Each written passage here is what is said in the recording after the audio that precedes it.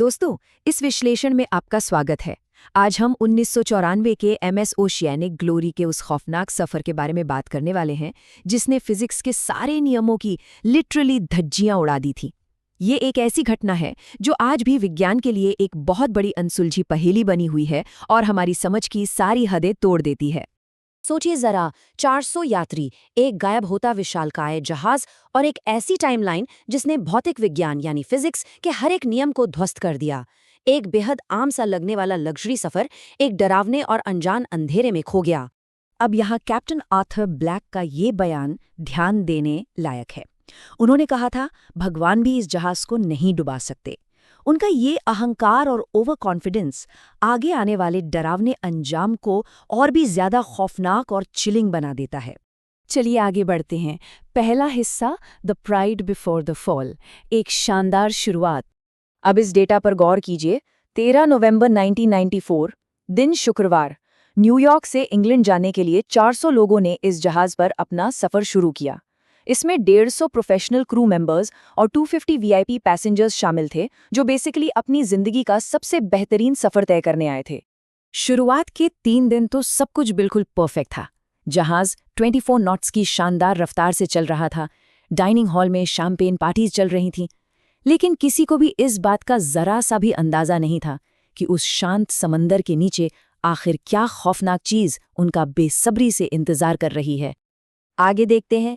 दूसरा हिस्सा, anomalies of day 4, एक खौफनाक टर्निंग पॉइंट। यहां से असल खेल शुरू होता है, जहां जहाज की एडवांस टेक्नोलॉजी को एक सुपरनैचुरल ताकत ने पूरी तरह से फेल कर दिया। रात 2:15 बजे रेडार पर जहाज के नीचे एक विशाल आकार की एनोमली दिखी। ठीक 3 बजे कंपास की सुइयां पागल हो गई और GPS पर नो सिग्नल आने लगा। और फिर ठीक 3:15 पर जब मदद के लिए इमरजेंसी SOS भेजा गया, तो जवाब में क्या मिला? हजारों लोगों के रोने और चीखने की खौफनाक आवाजें। नेविगेशन और कम्युनिकेशन के कंप्लीटली ठप पड़ जाने के बाद ये विशाल जहाज अपने असली रास्ते से पूरी तरह भटक गया। इसे जबरदस्ती बरमुडा ट्रायंगल के एक ऐसे शापित और अनजान हिस्से में खींच लिया गया था, जो जहाज़ों को जिंदा निगल लेने के लिए जाना जाता है। अब आते हैं तीसरे हिस्से पर, the green radio active fog, एक घुटन भरा खौफ। माहौल अचानक से बिल्कुल बदल गया। एक चमकता हुआ हरे रंग का रेडियो एक्टिव कोहरा पूरे जहाज को निगल लेता है। तापमान अचानक बर्फ जैसा जमाने वाला हो जाता है।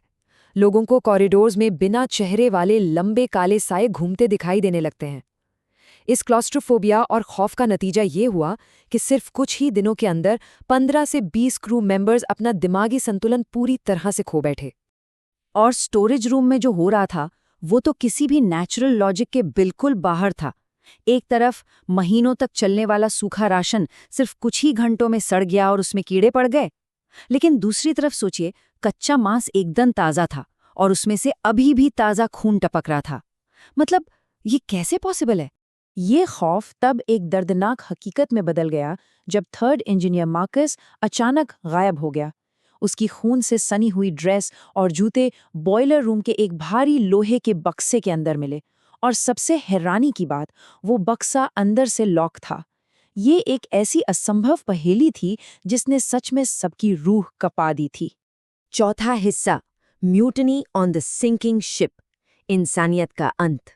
तभी समंदर के नीचे से किसी विशालकाय अनजान ताकत ने जहाज की हल को टक्कर मारी, जिससे जहाज अचानक 30 डिग्री तक झुक गया। नीचे के हिस्सों में बर्फ जैसा काला पानी भरने लगा और ऊपर से इमरजेंसी पंप्स फट गए, जिनमें से खारे पानी की जगह गाढ़ा बदबूदार खून से भरा पानी फव्वारे की तरह निकलने लगा। इस एक घटना ने लोगों की बची कुची हर उम्मीद को पूरी तरह तोड़ दिया। ऐसे हालात में कैप्टन ब्लैक जहाज छोड़ने का आदेश देते हैं, लेकिन उनका अपना first officer David Carter gun point पर एक खूनी बगावत शुरू कर देता है। इस अफरा तफरी में सिर्फ 2 लाइफ बोट्स उस हरे कोहरे में निकल पाती हैं, जिनमें बस 60 लोग थे। बाकी के 340 लोग उस डूबते और चीखते जहाज पर ही फंस कर रह गए।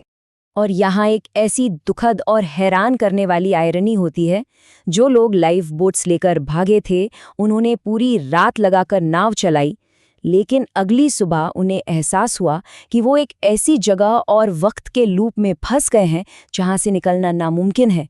वो एक्चुअली पूरी रात अपने ही डूबते हुए जहाज के गोल गोल चक्कर लगा रहे थे। आगे चलते हैं 5वें हिस्से पर, अ ग्रूसम डिस्कवरी, 9 महीने बाद वापसी। फास्ट फॉरवर्ड करते हैं 10 अगस्त 1995 को। जहाज के गायब होने के पूरे 9 महीने बाद, जब पूरी दुनिया ने ये मान लिया था कि वो जहाज समुद्र की गहराइयों में हमेशा के लिए दफन हो चुका है, तब कोस्ट गार्ड को मायामी के तट के पास एक बहुत बड़ा सिग्नल मिलता है। ओशियानिक ग्लोरी किसी रहस्यमयी तरीके से वापस लौट आया था। अब इस कॉन्ट्रास्ट को देखिए। जहाज को बाहर से देखकर लग रहा था जैसे वो 100 सालों से समंदर में पड़ा हो, पूरी तरह से जंग खाया हुआ, मौत से भरा हुआ। लेकिन जब अंदर जांच की गई तो डाइनिंग टेबल पर सूप एकदम गर्म था, उसमें से भाप निकल रही थी और यात्रियों के गहने बिल्कुल वैसे ही रखे थे जैसे उन्हें तुरंत वहां छोड़ा गया हो।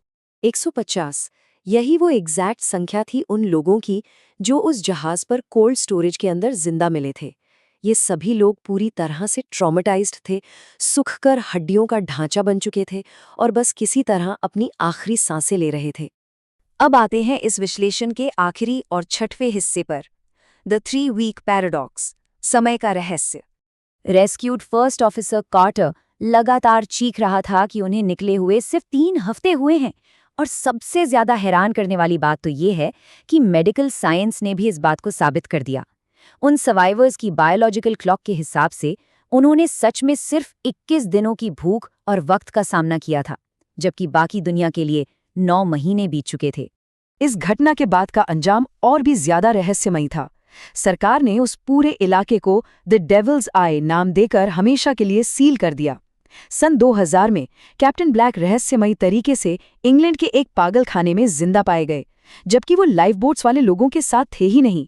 और सालों बाद कार्टर के पोते ने उन खौफनाक लॉगबुक्स को ढूंढ निकाला और द 315 पैराडॉक्स के नाम से इस सच्चाई को दुनिया के सामने लेकर रख दिया।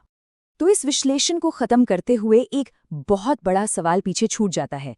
क्या हमारे समुद्र के नीचे वाकई कोई ऐसी अनजान डायमेंशन मौजूद है जो वक्त और फिजिक्स दोनों के साथ खेल रही है? ये पैराडॉक्स हमारे विज्ञान और ज्ञान पर एक ऐसा सवाल खड़ा करता है जिसका जवाब हमें शायद ही कभी मिल सके। सोचिए जरूर।